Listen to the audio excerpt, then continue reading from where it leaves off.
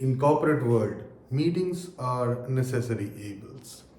We do need to attend meetings. There are several reasons for it, but sometimes it just eats up your time.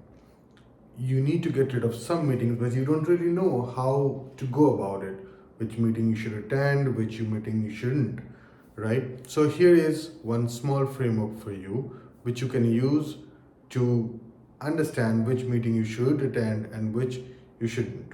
The framework is act on. My name is Debopom Sanyal and I am your personal coach.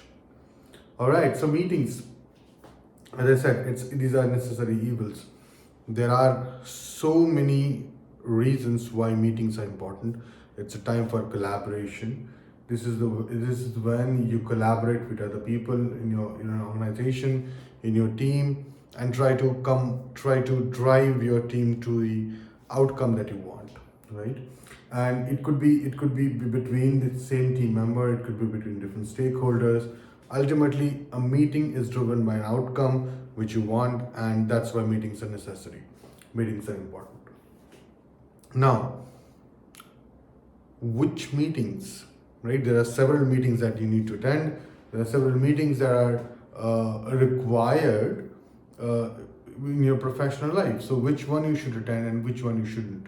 So, here is a guide for the framework that I'm talking about is act on. The first rule of attending any meeting, A, the agenda. So, whenever you are sending a meeting or you are receiving a meeting, remember that the meeting has an agenda.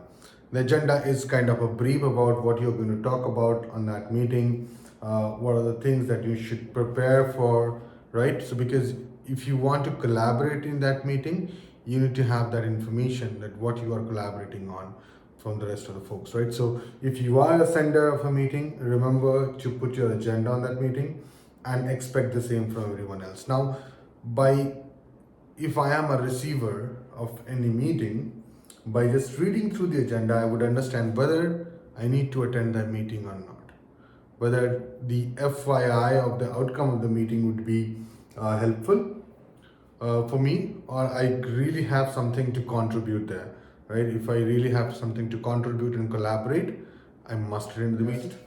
But if not, I shall just reach out to the sender of the meeting and let him or her know that maybe I may not be able to join that meeting, but the information of the outcome would be helpful for my professional work, right? So the agenda is very, very, very important. Now, you have meeting, you have people who are desired. If you are someone who has contributed the meeting, you have attended the meeting. Now the second phase comes, the control, C for control, right? It's very important that you do not let that meeting go to some other direction. Remember, you have an agenda, and if you have an agenda, stick to it. Stick to the agenda. Okay, this is what I'm going to do, and this is what is my meeting is meant for, right? So ensure that your meeting is well controlled. That doesn't mean that somebody is trying to be rigid on the meeting. We are not collaborating. It's not at all that mean. It means that we are facilitating the meeting towards the agenda that we have set for it, right? So that's the second part.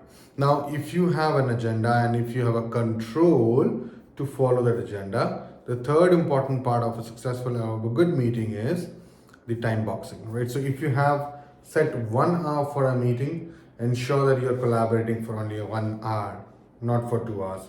Do not drag your meeting beyond the time stipulated, beyond the time that you have decided to meet for, right? Everybody has their work. Respect that time, respect the rules that you have set, and finish meeting on time. So if it's 1 hour, it's 1 hour. If it's half an hour, it's half an hour. If it is 15 minutes, it's 15 minutes, right? Even though you might be in very interesting discussion, maybe something else that coming up at the meeting, right? Maybe you are getting into a new direction, maybe something very fruitful coming out of it. No matter, doesn't matter. You need to finish the meeting on time, right? I'll tell you why and how you can overcome that the other part if something else comes out of that meeting, right? So we have got for A, C, T, that is act. The next one is O, that is outcome, right? Any meeting without an outcome is just a sheer waste of time. So what we are trying to do, when we create an agenda, we create an outcome, expected outcome of that meeting. So if we are collaborating for any meeting, right? For example, a stakeholder meet, right? In a stakeholder meet, what we want to come to an outcome. Okay, we are meeting 5 people, 6 people, 10 people, and we are discussing, and this outcome should be well defined. We should know about the outcome. Now, the outcome, you might not get that outcome which you have aimed for, right? The outcome could be different, it could come in different parts. So remember, even if you are not receiving the outcome which you have expected for, you can always have the intermediate outcome which you are looking for. So maybe the outcome of the meeting is that I want to understand how to increase my sales for this quarter. Now, you might not receive that outcome in one meeting. However, we need to ensure that we are going towards that outcome every time, whenever we are meeting. That's the key. That's how you engage with the meeting. That's how you collaborate in the meeting, right? And that's why the next step is even more important. That is in fact, it is the next steps, right? So that's on, N for the act on.